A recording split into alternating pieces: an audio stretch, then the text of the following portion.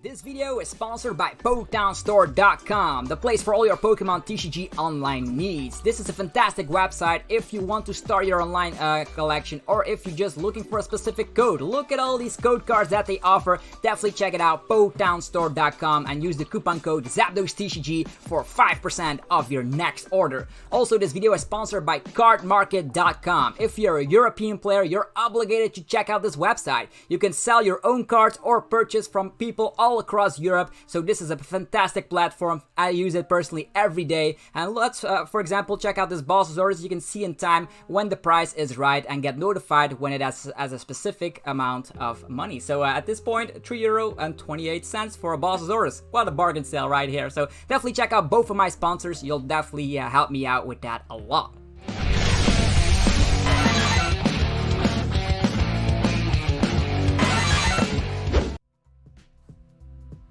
What's up YouTube, it's ZapdosTCG here and welcome back to our TCG deck profile video on my channel. Today it's time to revisit Spiritomb. This is a post-rotation deck profile, so hopefully you guys are excited. Spiritomb is a very good one-price attacking Pokemon. We've already discovered a lot of these one-price Pokemon before. Think about the Decidueye, Baby Blounce, and this is also a very good one post-rotation. Yeah, before we had the rotation, we had the Hustle Belt, which let us deal 60 extra damage with our Spiritombs. Now we don't have that anymore, but we do have the new Toughness Cape, which actually increases their HP by 50. So that means Spiritomb has a 110 HP a mechanic here where he can actually smack 310 damage as a maximum with the attack, Anguish Cry. So it also has an ability where he can just use Building Spite to put a damage counter onto itself. We still have Jynx, that has not been rotated, so you can use the Jynx, which is a very nice card to move one damage counter from one of your Pokemon to another one. The Shrine of Punishment is also rotated, but now we have Spikemuth, which is very nice because this is a stadium card during either player's turn. If active Pokemon goes to the bench, it actually receives damage counters, so it's gonna be fantastic to abuse that. Not only do you put damage counters on the opposing Pokemon if they plan to retreat their Jirachis or whatever, but we also will have damage onto ourselves. So we're gonna use Spikemuth. We have 4 Hide Darkness Energies. This is a new special energy that if it's on a Darkness Pokemon, it has now free retreat. So the good news is that we're gonna use Spiritomb to just set up lots and lots of damage throughout the game using Spikemuth, switch cards, scoop up nets, and all that good mechanics as we got familiar with before. The High Darkness Energies will help out every single time. Every single time you have the High Darkness Energy onto your Spiritomb, you can just promote it and then retreat it, and it's going to be fantastic. What else is new is the new Hoopa. There's a Hoopa from Darkness ABLAZE, which actually has an attack that states if this Pokemon came from the bench during your turn, you smack 90 damage, otherwise you smack 0 damage. So for one single Darkness Energy, we can do that. There's 3 of these Hoopas in here. This is for the early game pressure.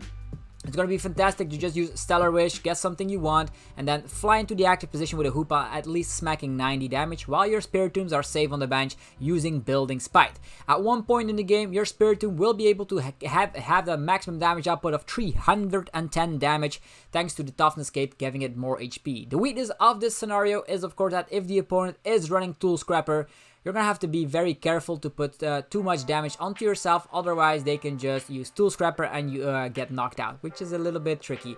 We also are running some support Pokemon. We still have Mew, because Psy Power, believe it or not, can still put damage counters on the opposing Pokemon if we don't get the one-hit KO. For instance, let's say we smack 310 damage, Eternatus VMAX does have 340 HP, so Mew can actually finish that off if a scenario like that appears. Also, Mewtwo from Unbroken Bonds has Mind Report. That means with all of our supporters, we can reuse those, and that's going to be fantastic. Giratina with the Dimension Breach has the ability, if it comes into play, discard a special energy from the opposing active Pokemon. Since we do run 3 copies of Boss's Orders, I've already seen that in testing. You can also use Boss's Orders onto an Eternatus V that the opposing Pokemon player is using, and maybe they have a High Darkness Energy or a Capture Energy onto that Eternatus V, and you can actually get rid of it instantly while smacking some damage with Hoopa or even the Spiritomb. So it's very fantastic. The good news is also that some decks have been rotated. For instance, Spell Tag Malamar was one of those decks that actually spread so much damage around against those one price decks that this was not good. But now that seems to be faded away. We also need Mew because if we're up against Salamence, for instance, otherwise we get swooped away. Our Spiritombs are all gonna see the discard pile instantly unless we have Thoughness Cape. What else can I say? We're still running 4 copies of Jirachi. We have 3 physical copies of Switch and 4 Scoop Up Net. Why are we running more Scoop Up Net than Switches? That's just because we have the support Pokemon to work with. You could either cut one of these cards for a 4th copy of Switch if you want that. I found it to be very, very useful. We only run 2 copies of Spikemuth, that stadium card that puts damage onto ourselves. But I find this to be a very, very consistent list. Nevertheless, we run lots of supporters, which I'm going to talk about very shortly. So we also have Galarian Zigzagoon, another support Pokemon that lets us drop damage counters on the opposing Pokemon. 1 damage counter, if we slap it down, we can scoop it up, use it again, scoop it up, use it again, and go with that. Sometimes that can be enough to also one-shot, or actually put the opposing Pokemon in a one-shot scenario. We still have Dedenne. You might think, why aren't you're not running Pierce or Crobat V? That could be a nice thing. You can find an energy on a Pokemon.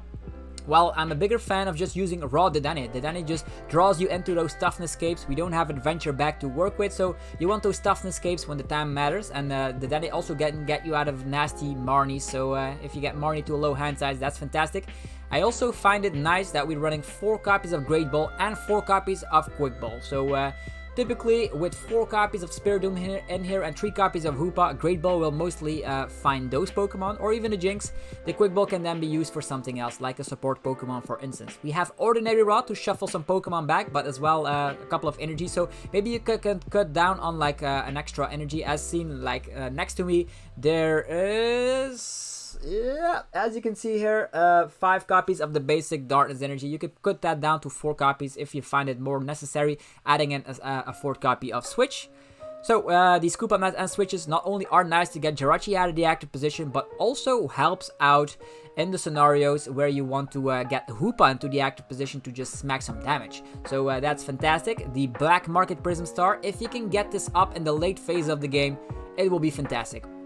I've seen games work out where the opponent is not playing a lot of stadium cards. Like, they play 1 Chaotic Swell or whatever. They slap down their Chaotic Swell. We use Spikemuth. Chaotic Swell goes to the discard pile. Or Spikemuth goes to the discard pile. And yeah, out of nowhere, we slap Black Market Prism Star. Then, if they knock out a Spiritomb with a Darkness Energy attached, they get 0 prize cards. That's very fantastic and is still in the standard format after rotation.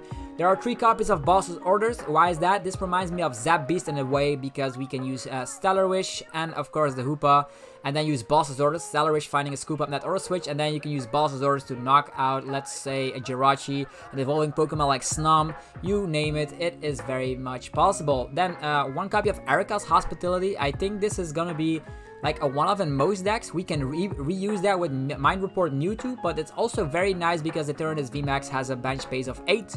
And if they have so many Pokemon on the bench, we actually draw so much cards. I think 9 cards in total. It's insanity. So Erika's Hospitality very busted. 3 copies of Marnie, and then 4 copies of Professor's Research. I think that if you run Marnie, you don't need Reset Stamp in a deck like this. They could go and use Boss's Orders on a Spiritomb that has a lot of Building Spite going around. But I found it that if you have the early phases of Hoopa smacking so much damage and having the high Darkness Energies, you don't always are gonna struggle because you can take cheeky prize cards. Because of the 3 Boss's Orders and the Mind Report Mewtwo, you can use Hoopa to knock out like a Galarian Zigzagoon, a Jirachi, and all that good stuff. And then in the late game, when the Spiritomb is builded up fantastically, you can go and use the insane attack Anguish Cry for 310 damage as a maximum damage output. I know it's a little bit fragile, so I do suggest building Spite with 2 Spiritombs at the same time, every single time, and then using the Jynx later, because as soon as one Spiritomb has too much damage, they use Boss's Orders on it to protect themselves. So that's a little bit tricky, so that's why the Marnies are nice to just prevent the opponent from having the Boss's Orders into their hand. Research draws very deeply into the deck. Like before, they also had like stuff like Oricorio GX in here, so you can draw into your resources. But I don't find it to be necessary when you're playing more physical copies of the supporters. And we do have Mind Report Mewtwo to put a supporter back on top, so that could be nice. So I wonder if Spiritomb will be doing fine. Maybe it's a tier 2 archetype. Maybe it will not even compete against the crazy VMAXs.